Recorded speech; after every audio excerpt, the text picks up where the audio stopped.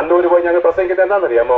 അവിടെ അങ്ങോട്ടും ഇങ്ങോട്ടും പാർട്ടിക്കാർ കൊല്ലുകയാണ്, നേതാക്കന്മാർ ഇവിടെ ഭക്ഷണം അടിക്കുകയാണ്, ഒന്നിച്ചിരുന്ന് ചെരി തമാശ പറയാണ്, ഈ പാപങ്ങൾ അവിടെ വെട്ടിക്കൊല്ലുകയാണ്. ഞാൻ പറയും, കൊന്നവനും കൊല്ലപ്പെട്ടവനും ഒരുപോലെ ഉയർത്തെഴുന്നേറ്റ് കണക്ക് തീർക്കുന്ന ദിവസം പ്രിയപ്പെട്ട കൊന്നവനാണ് വലിയവൻ, കൊല്ലപ്പെട്ടവനാണ് കൊല്ലപ്പെട്ടവനും വേണ്ടി വിറച്ചു പോകത്തില്ലേ പ്രിയപ്പെട്ടവരെ?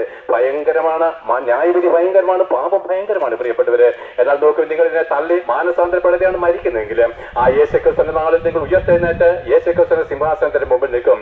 ഞാൻ വലിയൊരു വെള്ള സിംഹാസനവും അതിലൊരുത്തൻ ഇരിക്കുന്നതും കണ്ടു. അവന്റെ മുമ്പിൽ നിന്ന് ആകാശവും ഭൂമിയും ഓടിപ്പോയി, പിന്നെ അതിനെ കണ്ടില്ല. മരിച്ചവർ ആബാലവൃത്തവന്റെ മുമ്പിൽ നിൽക്കുന്നത് കണ്ടു. പുസ്തകങ്ങൾ തുറന്നു, ജീവന്റെ പുസ്തകം എന്ന വേറൊരു പുസ്തകം തുറന്നു. മരിച്ചവർക്ക് ഓരോരുത്തർക്കും അവനവന്റെ പ്രവൃത്തിക്കൊത്തവണ്ണം ശിക്ഷാവിധി ഉണ്ടായി. നിങ്ങളുടെ എല്ലാ രഹസ്യങ്ങളും ഒന്ന് പരസ്യപ്പെടുത്തി, ഹേ ഭാര്യമാരെ, നിങ്ങളുടെ ഭർത്താക്കന്മാരുടെ മുമ്പിൽ കണക്ക് കൊടുക്കണം, നിന്റെ എല്ലാ രഹസ്യങ്ങളുടെയും കണക്ക് കൊടുക്കണം. ഹേ ഭർത്താക്കന്മാരെ, നിങ്ങളുടെ സകല രഹസ്യങ്ങളുടെയും കണക്ക് നിന്റെ ഭാര്യയുടെ മുമ്പിൽ തീർക്കണം. അല്ലയോ അമ്മയപ്പന്മാരെ, മക്കളോടും മക്കൾ അമ്മയപ്പന്മാരോടും കണക്ക് തീർക്കണം. നേതാക്കന്മാർ അണികളോട് കണക്ക് തീർക്കണം. രാജാക്കന്മാർ ജനങ്ങളോട് കണക്ക് തീർക്കണം.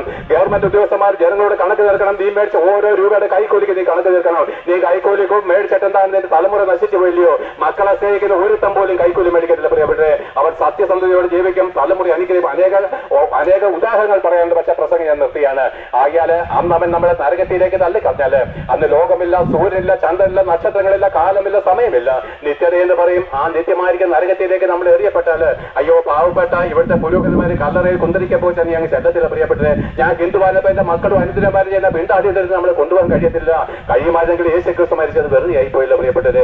അയ്യോ നരകാഗ്നിയിലേക്ക് നിങ്ങൾ എരിയുന്നത് കണ്ട് നിങ്ങളുടെ ആത്മാവിന്റെ വീണ്ടെടുപ്പ് വരെയോട്ട് തേങ്ങിക്കൊണ്ട് പ്രസംഗിക്കുന്ന കണ്ണുനീരോട് പ്രസംഗിക്കുന്നത് പ്രിയപ്പെട്ടത്. അയ്യോ നിങ്ങൾ ചെവി തുറന്നൊന്ന് കേൾപ്പിന്, നിങ്ങളുടെ ആത്മാവിന്റെ വീണ്ടെടുപ്പ് വരെയെന്ന് തിരിച്ചറിവിന്. അപ്പന്മാരെ, നിങ്ങളുടെ മക്കളെ സ്നേഹിക്കുന്നെങ്കിൽ ഒന്ന് ചെവി തരും പ്രിയപ്പെട്ടത്. അമ്മമാരെ, നിങ്ങളുടെ കുഞ്ഞുങ്ങളുടെ കരുണയുണ്ടെങ്കിൽ നിങ്ങൾ ഈ സുവിശേഷം ചെവി തരും പ്രിയപ്പെട്ടത്. നിങ്ങളുടെ കുഞ്ഞുങ്ങൾ മരിച്ചിട്ട് നരകത്തിൽ പോകാതിരിക്കാനാ, നീയും മരിച്ച് നരകത്തിൽ പോകാതിരിക്കാനാ ഈ സുവിശേഷം പറയുന്നത്. ഭൂമിയുടെ ജീവിതം ഇന്നല്ലെങ്കിൽ നാളെ തീർന്നു പോത്തില്ലയോ? ആരറിയുന്ന പ്രസംഗിച്ചുകൊണ്ടിരിക്കുമ്പോൾ തന്നെ മരിച്ചു പോത്തിരുന്ന്, ആരറിയുന്ന റോളിലോട്ട് ഇറങ്ങിയപ്പോൾ തന്നെ മരിച്ചു പോത്തിരുന്ന്. ഈ ക്ഷണികമായിരിക്കും ജീവിതത്തിനപ്പുറം നിത്യമായിരിക്കുന്ന ഒരു വാസസ്ഥാനം സ്വർഗത്തിൽ യേശുക്രിസ്തുവിനോട് കൂടെ നിങ്ങൾ ഈ ഭൂമിയിൽ വെച്ച് കണ്ടെത്തി ഉറപ്പിച്ച് വിശ്വസിച്ച് സ്നാനമേറ്റ് ആത്മാവിനെ പ്രാപിച്ച് വിശുദ്ധന്മാരായിട്ട് സ്വർഗത്തിലേക്ക് ധാരാളമായിട്ട് പ്രവേശിച്ചുകൊള്ളും ഘോഷിച്ചുകൊണ്ട് പ്രസംഗം നിർത്തുന്നു.